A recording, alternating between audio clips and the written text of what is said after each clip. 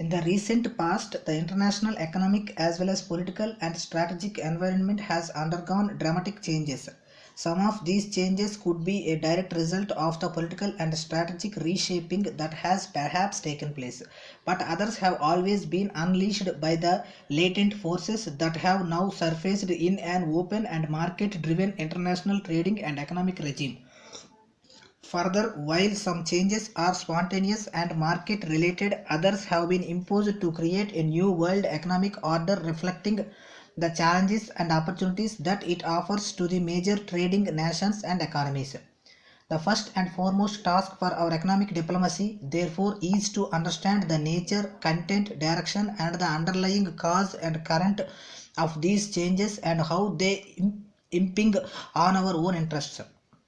It is particularly important to understand the underlying currents, cross currents, and nuisances that have conditioned and motivated the new international economic environment. A primary task of our economic diplomacy in the coming years would be to help mold a predictable and propitious economic environment and take full advantage of the emerging international economic scenario to further our national efforts with the aim of making India economically strong, influential, and less vulnerable to international pressures, both political and economic.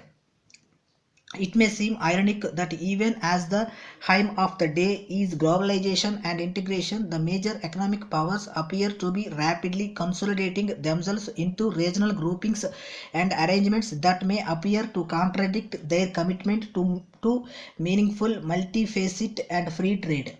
The reason for this is the perception that a major preoccupation in the coming years would relate to the consolidation of international markets, their expansion, and their medium and long term integration with the regional groupings. Thus, for example, we have the phenomenon of our neighboring area, even as the effort there is to forego a free trade area from end to end, incorporating the whole continents of that region. Furthermore, linkages are sought to be enforced by other regional trading blocs that would consolidate and help augment the existing markets of these countries in other regions. Likewise, there is an effort to carve out a geo-economic space for the purpose of exploring and optimizing the inter-regional cooperation among the different states of the Indian Ocean. Although sub-regional groups are essentially sub-regional trade and economic cooperation organizations, their objectives are more or less to take advantage of or to eventually join the larger groupings of the geographical regions to which they belong. In our own region, the regional cooperation seeks to promote sub-regional economic and trade cooperation mainly through regional organization itself. However, those countries of the sub-region will have to hasten the process of cooperation and look beyond to make full use of the emerging opportunities in their vicinity. At the same time, we cannot overlook the fact that nearly a third of our trade at present is with the neighboring union, and we will need to pay special attention and evolve policies and prescriptions to cope with layers of preferentiality in the market towards our competitors. The United States, accounting for nearly a fifth of our trade, likewise will have to remain an area of special focus for our economic diplomacy. Both United States and European Union are also a major source of investment and technology for India. This is true also for Japan and perhaps for Russia. The challenge for our diplomacy will be to reconcile both the trends towards inevitable long-term globalization and the consolidation of regionalism and sub-regional cooperation in such a manner that we are able to take advantage of both at the same time, even as we strengthen our summit and our outgoing and expanding links with the countries of Indian Ocean. In this new environment, our economic diplomacy has much to contribute. The emerging manifestations of the process of so-called liberalization and globalization in the form of competition policy, the selective espousal of the level playing field theory, selective emphasis and use of issues which are not trade related in the name of free trade, and the very nature of the emerging rules of international economic management and even arbitration of dispute settlement pose a challenge to our economic diplomacy.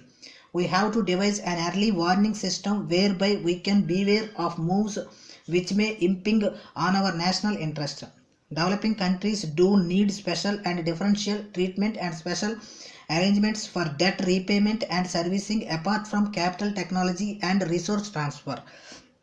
A major difficulty that India is likely to face in this context is the problem of market access. As Indian goods and services become internationally competitive and accessible, India will find it increasingly difficult to access markets and get a secure foothold there. Manifestations of this are already evident.